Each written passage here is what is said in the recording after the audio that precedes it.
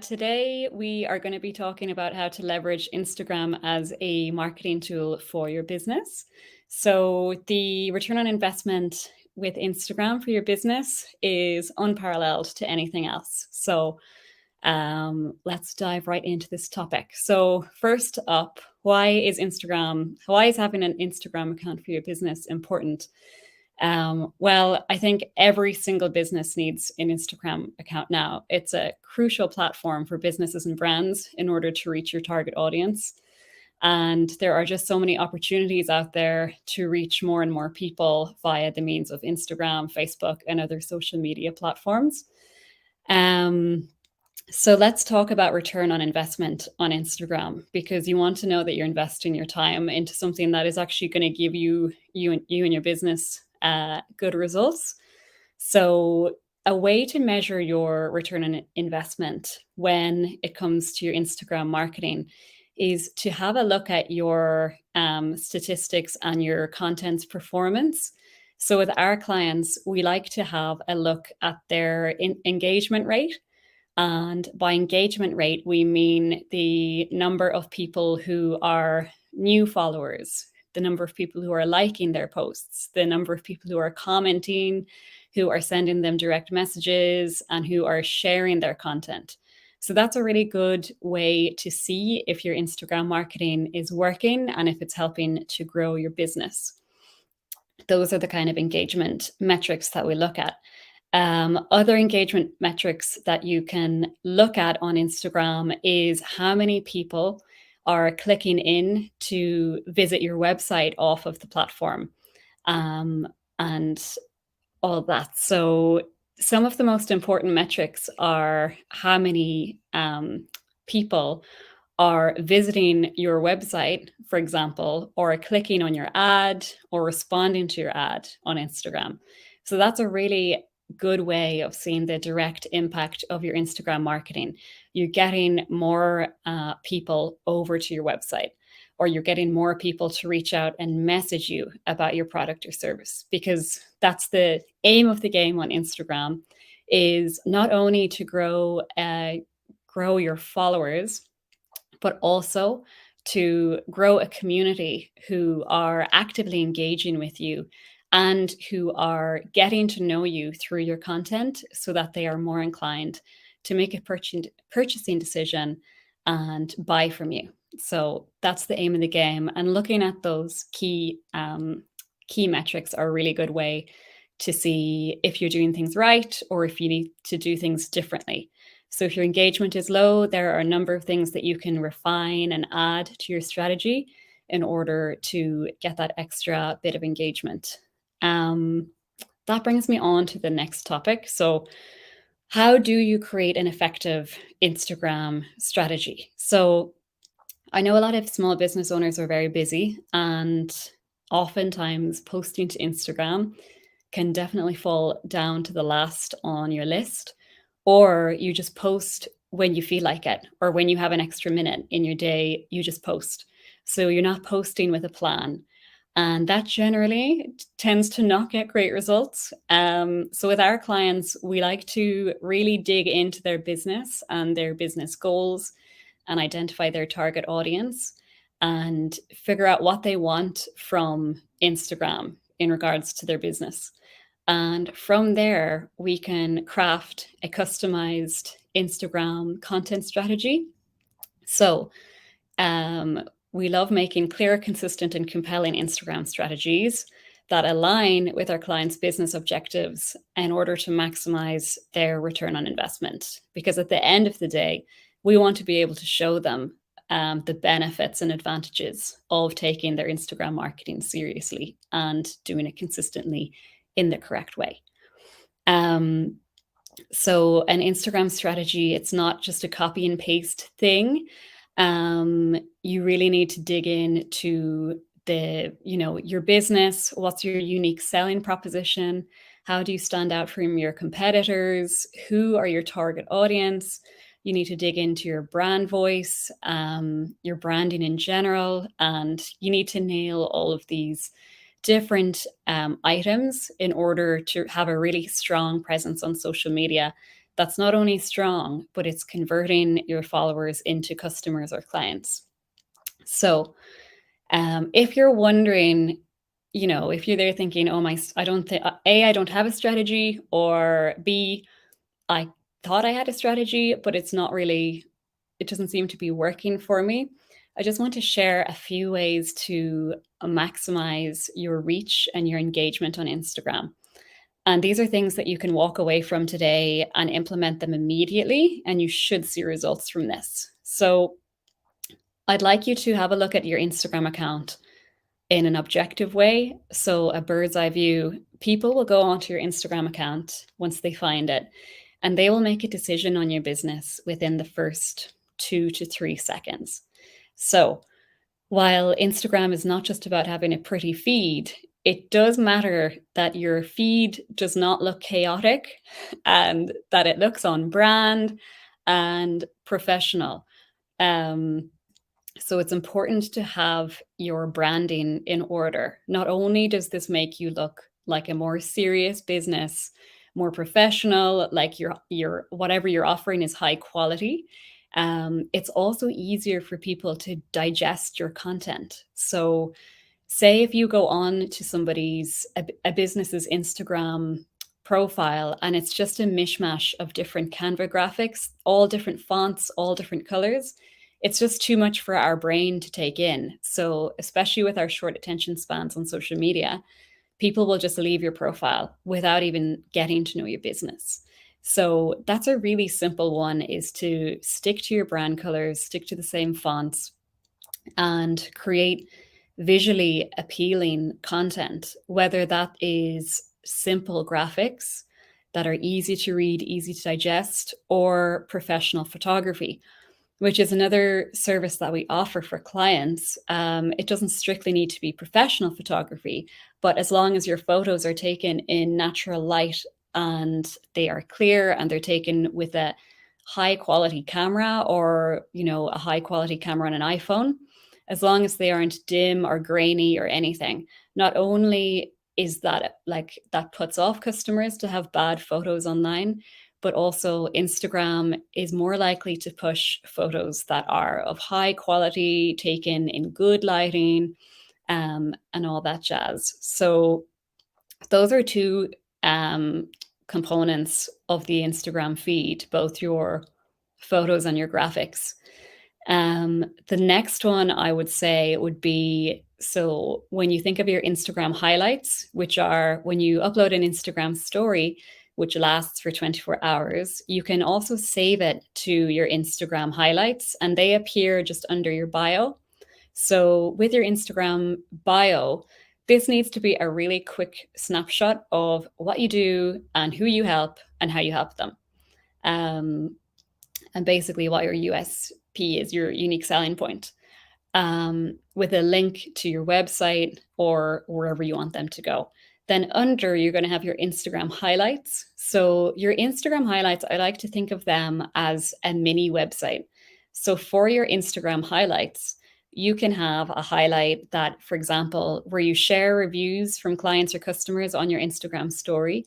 You can add those into a review highlight, and you can even create an on-brand graphic for that Instagram story. So it's really clear when people click in, they can see all your reviews. This will build trust. It'll show that you're the real deal, all of that. So whatever you want to showcase about your business in a small and concise way, you should put into your Instagram highlights. I would vote against having too many highlights because, again, if you give people too many options, they won't choose anything. So you could have an about me highlight, you could have reviews, you could have your whatever you're selling, like the key products or services of your business in another highlight. And yeah, just a quick overview. So it should be like a little snapshot of your website that people can quickly tap through and get a really good idea of what your brand is all about. So that's a good starting point. That is something you could go and do right now. Just jazz up your Instagram account a little bit. And honestly, it does make a big difference. It helps people to stay on your account because you're making it really easy for them and their short attention span to get to know your business. Another one is using hashtags. So I see a lot of business owners using hashtags, which are really big hashtags. And by big hashtags, I mean, say you use the hashtag Earth Day. So that hashtag has over a million, that has been used over a million times. So when you use that hashtag, your content just gets lost in a sea of other posts that have used that hashtag. So for our clients, we like to use smaller hashtags that are very specific to what they're talking about. So we don't use, like, I'll give you a stupid example, hashtag food for our restaurant client. We would use hashtag Italian food SLC. So you can see how that will go out to like people who are looking for not only food, but Italian food and in Salt Lake City. So if you are a local restaurant, and you're not selling online across the country, we would recommend using some localized hashtags so that it makes it easier for locals to find you.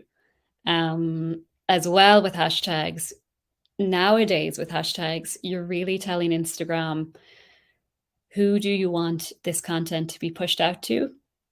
So it's more about telling Instagram what your content is about, and then they decide who to push it out to, rather than expecting people to find you through hashtags, because I don't think that's how that really works anymore. But hashtags are definitely still a really effective way of letting the Instagram algorithm know who should see your content. Another way to boost your Instagram engagement is finding some influencers within your niche and to partner up with them. So that is a really successful way of marketing your business now. People, consumers really trust influencers more than they trust companies talking about how great they are. So it makes sense. And you can go with micro influencers or you can go with larger influencers. It depends what your budget is or who you're looking for. So yeah, it's great to partner up with some influencers, to reach out to some, do a little background check on them, make sure that they have an engaged community over on their own Instagram account. Because as you probably know, people can buy Instagram followers. So you just need to do a little background check to make sure that the influencer you're working with is actually the real deal. And is respected within their community and has, a lot of comments under their posts and people interested in what they're doing. And then the final piece of boosting your engagement is the Instagram algorithm. So really understanding what the Instagram algorithm does and what it likes and what it doesn't like. So the Instagram algorithm decides whether it's going to push your content to a few people or loads of people. And there's a few ways it decides this. So a few things that it really likes is when you stick to a consistent posting schedule. So if you decide to post Monday, Wednesday, Friday, 3 times a week, at the same time. So it likes to know what to expect from you. So it prefers you to post at the same time each day rather than posting on a random Monday, then a Tuesday night, and then Thursday morning. So it does like consistency. It likes when you use hashtags. As I've said, it likes when you use high quality photos or graphics. It likes when you engage with your community. So it's really important to stay on top of all your private messages and respond to them in a timely manner. It really likes when you respond to all of your comments as well. And it likes when you utilize all of Instagram's tools. So whether that's Instagram Reels or Instagram Stories, and posting static posts, it likes you to be doing everything. So there are a few ways to keep the Instagram algorithm happy. And obviously it goes a lot deeper than that, but those are the kinds of things that you should keep top of mind. And then when it comes to, so you've developed your content strategy, you're doing things to please the Instagram algorithm, maybe you've teamed up with some influencers, you're going to want to know how to measure whether what you're doing is hitting your business goals or not, or whether it's going well, or whether you need to change anything. So a huge part of marketing across the board is trying things out and then seeing how your content is performing, and then optimizing your content strategy based on what is working and what is not working. So your content strategy should always be a live document that you can always go back and tweak and edit and update based on A, what's working, what your community are liking online, and B, what are the trends that you should be jumping on, and how is Instagram changing? Because Instagram is also a live app. It is always changing. And it's important to stay on top of that, or else your content strategy just won't work as well as it used to. So the way that we like to measure our clients' Instagram performance is on Meta Business Suite, is one of the ways we do it. So that's a free platform from Facebook, and you can go on, connect your Instagram account up to it, and it will show you which are your most popular posts, which posts reached the most people, which posts got the most comments, how did your ads go, and so on and so forth. So it's a really, really good way of seeing how you're doing, because a lot of the time you're maybe wondering, like, is any of this actually working? So it's great to check in there every 2 weeks or every month and see what is working.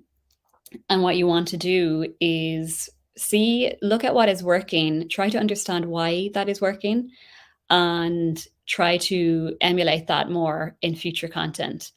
And the longer you do it, the easier it should get to know your Instagram community and know what they want to see from you, so that you can do more of that. I mean, maybe you're a restaurant or a bar and you've been sharing a lot of staff photos and nobody seems to care about them.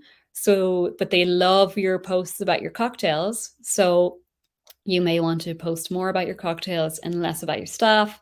If people are loving the staff photos, you may want to continue posting them. So that's just a really simple example of how to tweak your Instagram strategy so you're giving your Instagram followers what they want.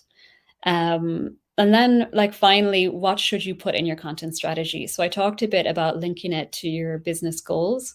And ideally, so it differs whether you are a product-based business or a service-based business. But generally, you will be wanting to educate. You'll want to have different topics that you share about regularly. So one topic could be about your business or your product or service and how it stands out from competitors, what's so different about it, what's so great about it. Another topic could be building trust. So that could be sharing client testimonials or customer reviews, or any time you appear in the press, in the news, on TV, whatever, share that online.